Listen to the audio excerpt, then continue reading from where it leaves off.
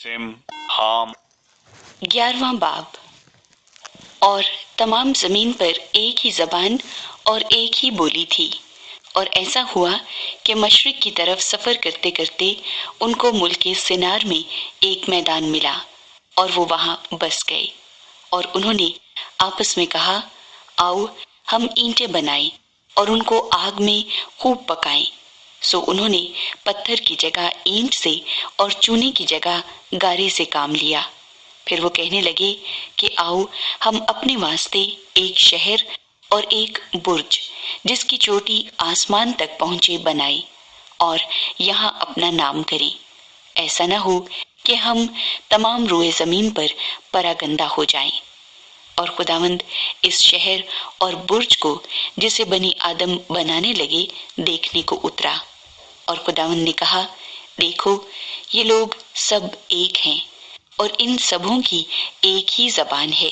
वो जो ये करने लगे हैं तो अब कुछ भी जिसका वो इरादा करे उनसे बाकी न छूटेगा। सो आओ हम वहां जाकर उनकी जबान में इख्तलाफ डालें ताकि वो एक दूसरे की बात समझ न सके। बस खुदावंद ने उनको वहां से तमाम रोए जमीन में परागंदा किया। सो वो उस शहर के बनाने से बाज आए, इसलिए उसका नाम बाबल हुआ, क्योंकि खुदावंद ने वहां सारी जमीन की जबान में इख्तलाफ डाला। और वहां से खुदावंद ने उनको तमाम रोए जमीन पर परागंदा किया। ये सिम का नसबनामा है।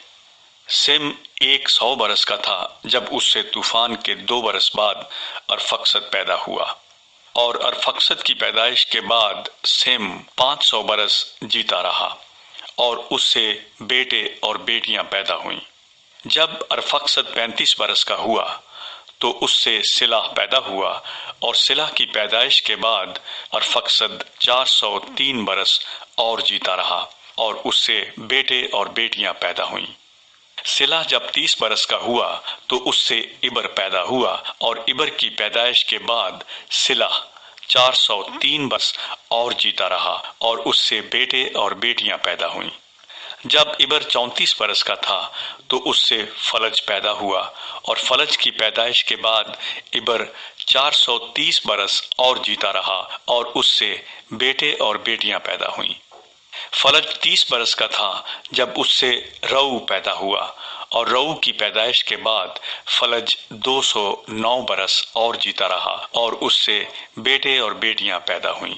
और रऊ 32 बरस का था जब उससे सरोज पैदा हुआ और सरोज की पैदाइश के बाद रऊ 207 बरस और जीता रहा और उससे बेटे और बेटियां पैदा हुईं।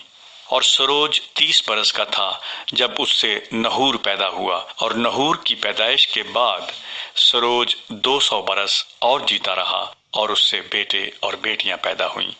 नहूर 29 बरस का था जब उससे ताराह पैदा हुआ और ताराह की पैदाइश के बाद नहूर 119 बरस और जीता रहा और उससे बेटे और बेटियां पैदा हुईं।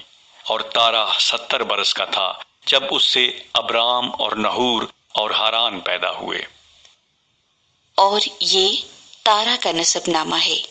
तारा से अब्राम और नहूर और हारान पैदा हुए और हारान से लूत पैदा हुआ।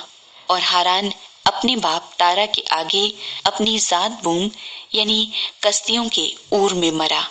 और अब्राम और नहूर ने अपना अपना ब्याह कर लिया।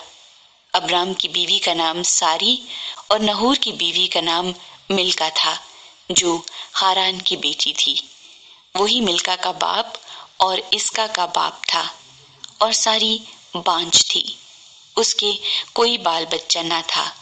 और तारा ने अपने बेटे इब्राम को और अपने पोते लूत को जो हारान का बेटा था और अपनी बहू सारी को जो उसके बेटे अब्राम की बीवी थी साथ लिया। और वो सब कस्तियों के ऊर से रवाना हुए कि कनान के मुल्क में जाएं। और वो हारान तक आए और वहीं रहने लगे। और तारा की उम्र 205 बरस की हुई और उसने हारान में वफात पाई। 12वां बाब।